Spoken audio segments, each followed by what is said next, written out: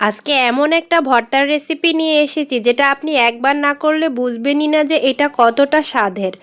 আর এটা তৈরি করেছি আমি করল্লা দিয়া। আর এই রেসিপিটা আমি একজন আপুকে করতে দেখেছি, তার কাছে ইন্সপায়ার্ড হয়েই বাসায় তৈরি করেছি। আর এটা তৈরি করার পর এমন একটা অবস্থা হয়েছে যে করল্লা মনে হয় আমি আর এইভাবে ভর্তা করা ছাড়া খাবোই না। আসসালামু আলাইকুম, সবাই কেমন আছেন? আলহামদুলিল্লাহ, আমরা ভালো আছি। করলাগুলোকে আমি ভর্তা করার জন্য মাঝখান থেকে বিচিগুলো ফেলে আমরা যেভাবে করলা ভাজি করার জন্য কাটি সেভাবে কেটে নিয়েছি। এরপর আমি কড়াইতে তেল গরম করে নিয়েছি। তেলের পরিমাণটা একটু বেশিই দেওয়ার চেষ্টা করবেন। তার মানে হচ্ছে ডুবো তেলে করলাগুলো ভেজে নিতে চেষ্টা করবেন। আর যখন প্রথম করলাগুলো কড়াইতে দিবেন তখন একটু আঁচটা কমিয়ে রাখবেন।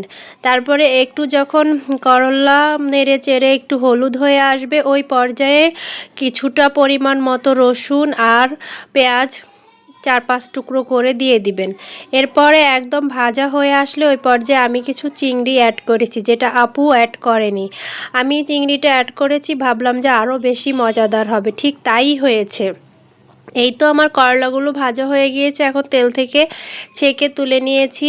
আর এদিকে দুটো শুকনো মরিচ, লবণ, পেঁয়াজ ভালোভাবে হাত দিয়ে চটকে নিয়ে এর মধ্যে সরিষার তেলটা দিয়ে মেখে নিয়েছি।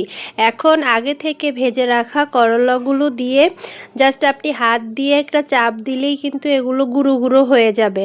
একদম রসুন পেঁয়াজ বলেন সব কিছু খুব সুন্দরভাবে ভাজা ভাজা হয়ে গিয়েছে। জাস্ট একটু হাত দিয়ে চেপে চেপে দিলেই কিন্তু হয়ে যাবে। এরপর পেঁয়াজ মরিচের সাথে মেখে নিলেই ভর্তাটা রেডি।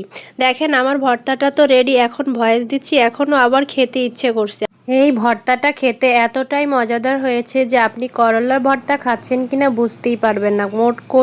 কোনো প্রকার কোনো তিতা লাগে না। তা আপনারাও বাসায় এটা অবশ্যই ট্রাই করবেন। আজ তাহলে এই পর্যন্ত, সবাই ভালো থাকবেন, সুস্থ থাকবেন।